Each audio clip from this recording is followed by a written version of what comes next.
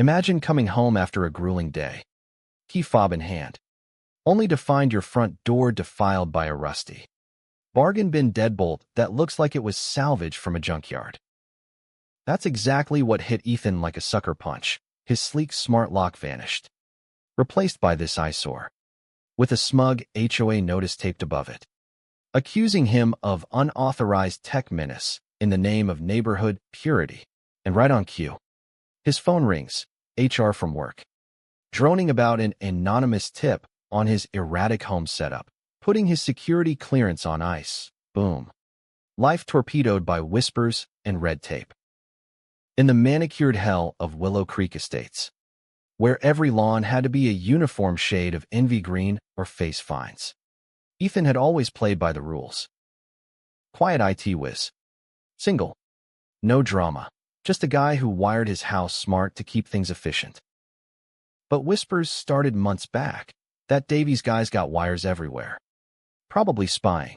Ethan heard the gossip at the mailbox, the sidelong glances from neighbors who'd sip coffee and nod like sheep. He bit his tongue, watching, waiting.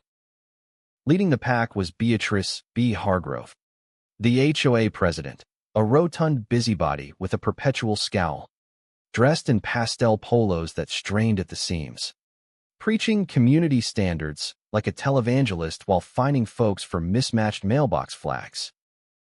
"Oh, honey," she'd coo at meetings. "It's all for the greater good, keeps property values sky high." But Ethan knew, B feared any whiff of change that might unseat her from her plastic throne. The deadbolt debacle wasn't random. Ethan pieced it together fast, hunkering at a buddy's place with his laptop. His porch cam footage showed B waddling up, clipboard in hand, barking at a hapless locksmith. "Tear that gadget out. We can't have robots running the show. It's a hazard." The guy shrugged, muttering, "Lady, this is overkill for a door," but B snapped back. "Overkill? It's order. Now make it snappy, or I'll report your van for non-compliant parking." Ethan smirked through the rage, her voice dripping fake concern, while her eyes gleamed with petty triumph. Then alerts pinged, someone probing his cloud backups.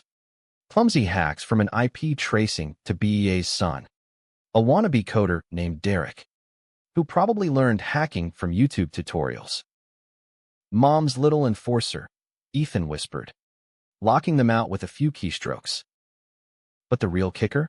An emergency HOA vote notice in his inbox, claiming unanimous board approval for his eviction-level sanctions.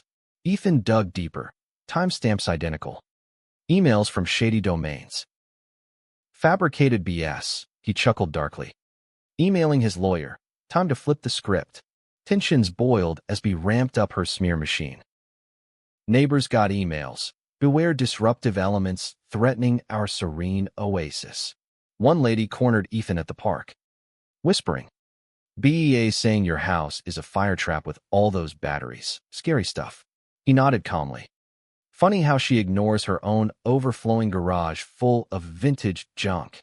Inside, Ethan built his arsenal. Forensic logs from a tech pal showing Derek's botched intrusions. Audio of B muttering on a honeypot site he'd set up. "We'll paint him as unstable. Get him fired for good." Hilarity in the hypocrisy. B.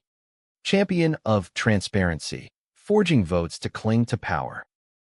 At the next HOA powwow in the stuffy clubhouse, B puffed up. "Fellow residents, we must address the tech terrorist in our midst."